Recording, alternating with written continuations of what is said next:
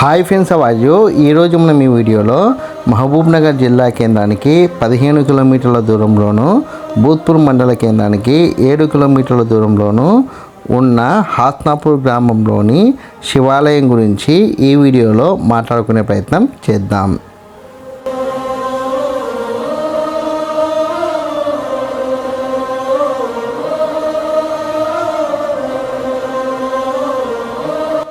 ఈ ఆలయానికి చేరుకోవాలంటే ముందుగా హాస్నాపూర్ గ్రామానికి చేరుకొని అక్కడ నుండి కొండపైకి వెళ్ళవలసి ఉంటుంది. హాస్నాపూర్ నుండి కొండపైకి వెళ్ళే మార్గం మట్టి రోడ్డు మార్గం.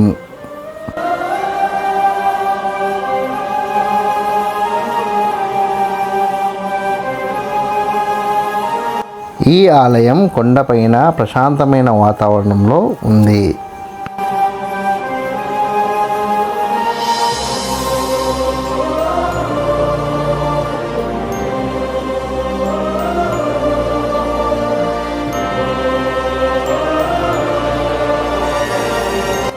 ఇప్పుడు మీరు చూస్తున్న ఈ రాతి నిర్మాణం గుండా మనం నడుచుకుంటూ కొండపైకి వెళ్తే అక్కడ మనకి ఆలయం ఉంటుంది.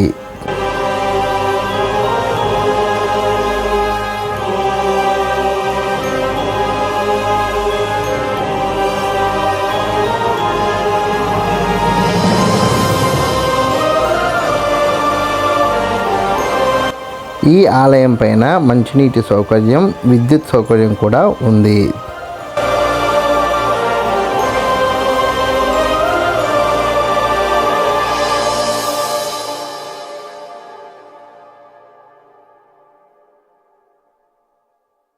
ఈ ఆలయానికి సంబంధించిన నిర్వహణ మొత్తం హాస్నాపూర్ గ్రామ పరిధిలో ఉంది.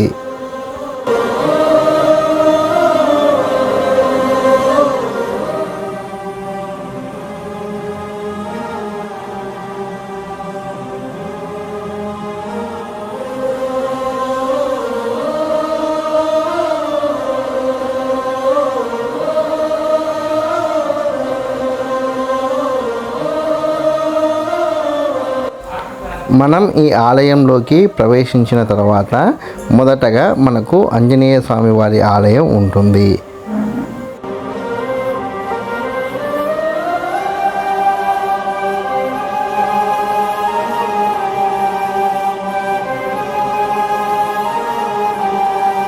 ఈ ఆలయంలో మొదటగా ఆంజనేయ స్వామి వారిని దర్శించుకున్న తర్వాత మిగిలిన ఆలయ దేవతామూర్తుల్ని మనం దర్శించుకోవచ్చు.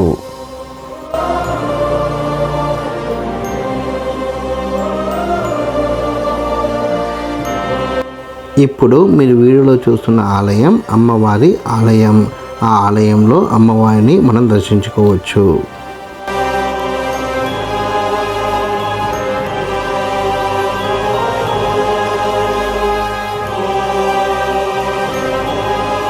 అమ్మవారి ఆలయం పక్కకున్న మరో ఆలయాన్ని మనం పరిశీలిస్తే ఆ ఆలయంలో సుబ్రహ్మణ్య స్వామి వారు ఉన్నారు. సుబ్రహ్మణ్య స్వామి వారిని మనం ప్రస్తుతం చూస్తున్నాం.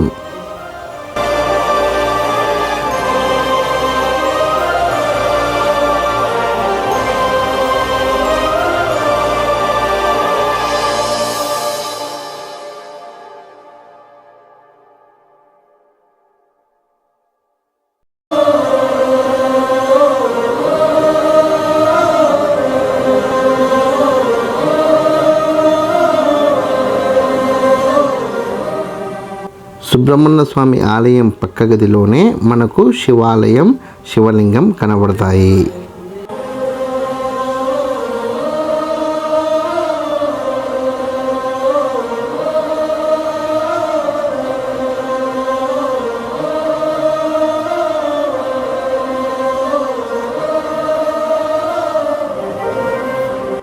ఇప్పుడు మనం వీడియోలో చూస్తున్న శివలింగమే ఈ ఆలయానికి సంబంధించిన మూల విరాట్.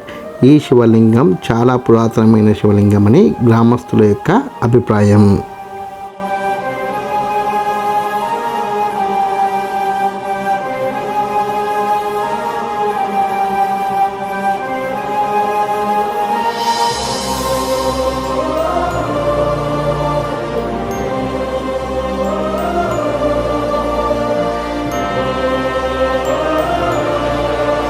సహజ సిద్ధంగా ఏర్పడిన కొండపైన రాతి గుండ్ల మధ్య ఈ శివలింగం ఉండడం వల్ల ఎంతో అందంగా ఆకర్షణీయంగా ఈ శివలింగం మనకి కనబడుతుంది.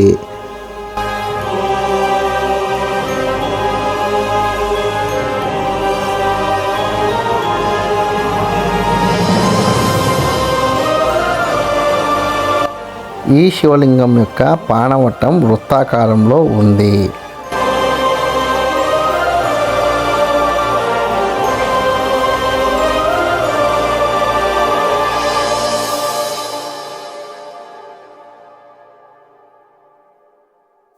వృత్తాకార పానవట్టం కలిగిన శివలింగాల్ని మనము ఇప్పటివరకు అడ్డాకల శివాలయంలోనూ అదేవిధంగా పెద్ద ముంగల్చేడ్ గ్రామ శివాలయంలోనూ చూశాము.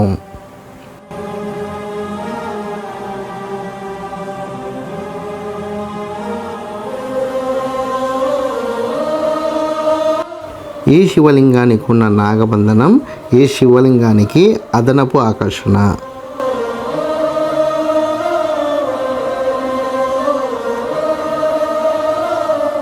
ఈ శివలింగం ముందు మనకి 2 నంది విగ్రహాలు కనబడుతున్నాయి.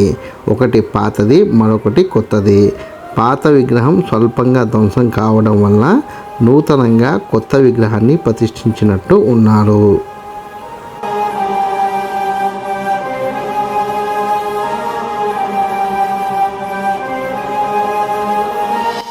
ఈ శివలింగానికి మరో పక్క భాగంలో విఘ్నేశ్వరుడి ఆలయం కూడా ఉంది.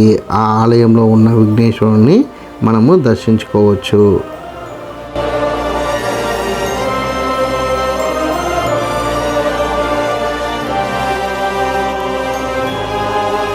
సహజ సిద్ధంగా ఏర్పడిన రాతిగుండ్ల మధ్య దేవతామూర్తులు ఉండడం వల్ల ఆ రాతిగుండ్లకు కొనసాగింపుగానే ఇక్కడ చిన్నపాటి ఆలయాలు నిర్మించే ప్రయత్నం చేశారు.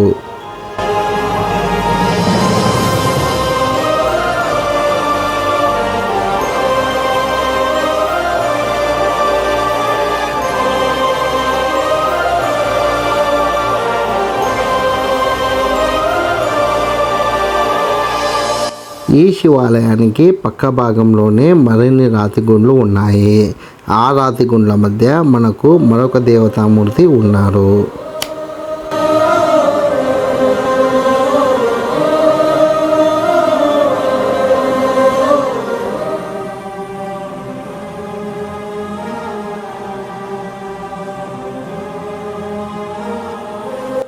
ఇప్పుడు మీరు వీడియోలో చూస్తున్న దేవతామూర్తి వీరభద్ర స్వామివారు.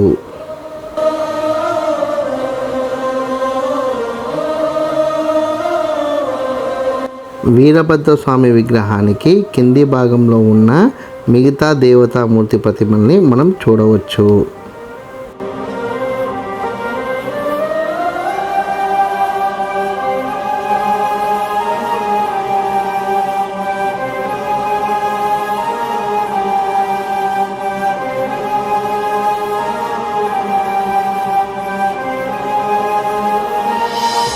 ఈ గుడిలోన రాతి గుండ్ల మధ్య శివలింగంతో పాటు వీరభద్ర స్వామి వారు కూడా కొలువై ఉండడం మరొక విశేషం.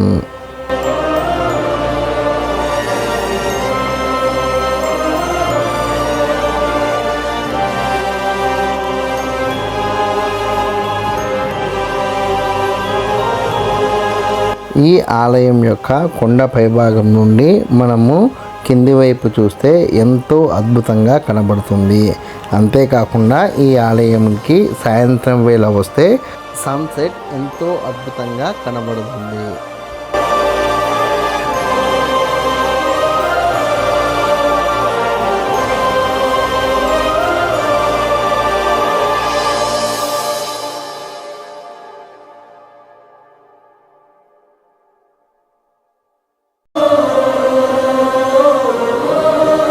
ఈ కొండపైన ప్రస్తుతం నేనున్న ప్రదేశం కొద్దిగా ప్రమాదకరంగా ఉంది.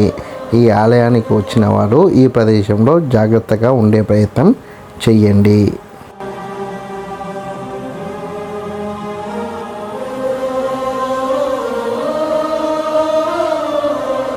ఇప్పుడు నేను ఉన్న ప్రదేశం నుండి ఈ ఆలయ పూజారి ఒకసారి దురదృష్టవశాత్తు కింద పడిన అతడికి ఏమీ జరగలేదని ఇక్కడి గ్రామస్తులు మనకు తెలిపారు.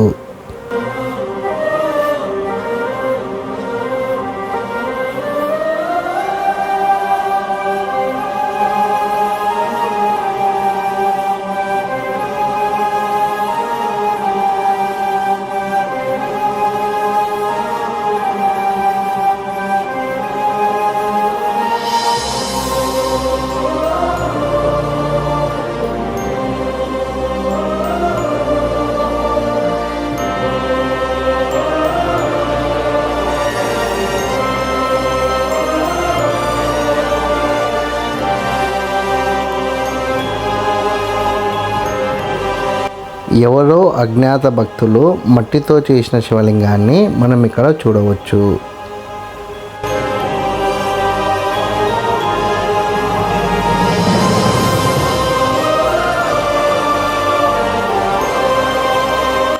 ఇప్పుడు మనం వీడియోలో చూస్తున్న నిర్మాణం పైన ఏదైనా నాణ్యాన్ని నిలబెడితే మనసులో అనుకున్న కోరికలు నెరవేరుతాయని భక్తుల నమ్మకం.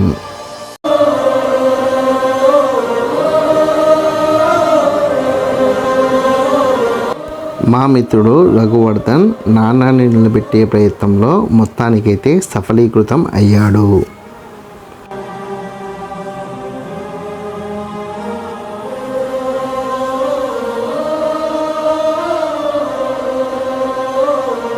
ఈ ఆలయం జిల్లా కేంద్రానికి అతి సమీపంలో ఉండడం వల్ల ప్రభుత్వం ఈ ఆలయం పైన దృష్టి పెడితే ఖచ్చితంగా ఒక పర్యాటక ప్రాంతంగా మారడానికి అవకాశం అయితే పుష్కలంగా ఉంది.